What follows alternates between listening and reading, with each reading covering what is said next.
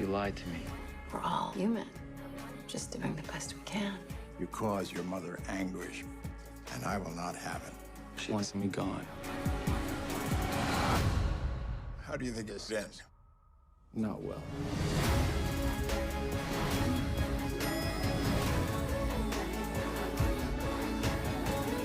What did you... Hi, how are you? I'm Carlos from Cartelera, Spain. Hi, nice Well, first of all, it's such a pleasure to meet you because I'm a big fan of Sherlock. I'm a big fan of The Final Problem that you directed. Oh, And great. Thank you. well, I would like to start talking about the place. For example, London is one more character in Sherlock, and I think here in Sharper, New York, feel the same. Feel like it's one more character. How did you work on that?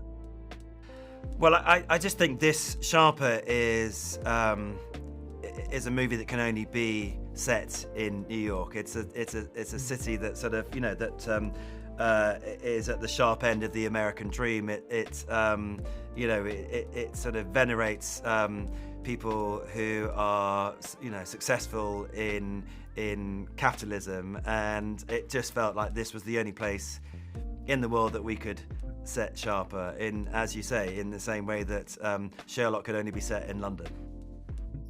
And while I was watching Sharper, it reminded me films like Good Time or even Drive, where there are like many lies and the main characters go straight to the hell.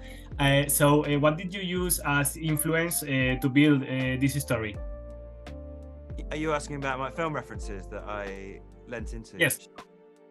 It's interesting you say Drive. I mean, Drive was certainly was one of the ones that I just remember those beautiful sequences of those driving sequences, and I think in Sharper, which was when I at the very beginning, it was very internal. A lot of the script, it was very much sort of from apartment to a bar to a uptown Manhattan to a penthouse, and so I wanted to try and open the film up and but without sort of doing a kind of postcard version of New York. So driving through through bridges and through boroughs of New York, I thought was a really good way of creating a sort of atmosphere and a tone and a feeling. And I remember there's this great drive that takes us from Queens right into the sort of epicenter of Manhattan, and it's Max and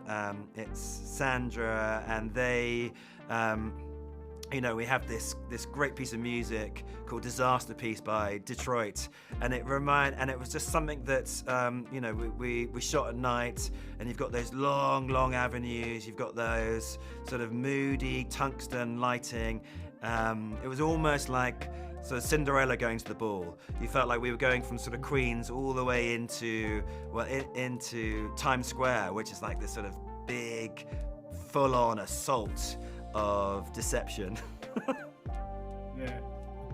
Well, I think there is a clear distinction between the first part of the film, that is a very charming romantic comedy, and the rest, which is really a nightmare. So how did you handle this duality, going from one part to the other?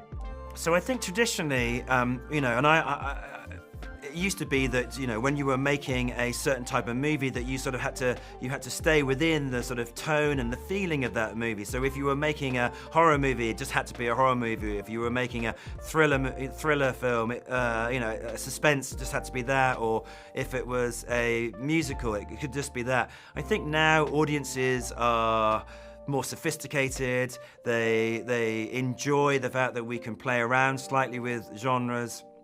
If you look at Parasite, that's a great example of a great filmmaker who was playing around with genres within a film.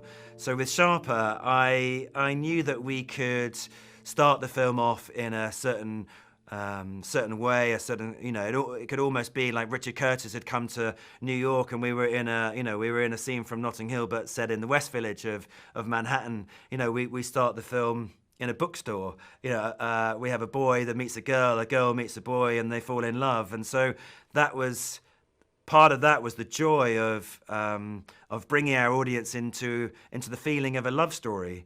And then we sort of get about 18-20 minutes in, and then we can sort of twist that.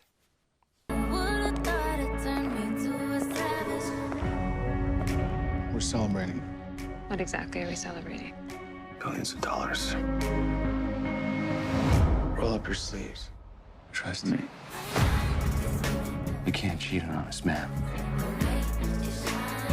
That's why we never feel sorry for the mark.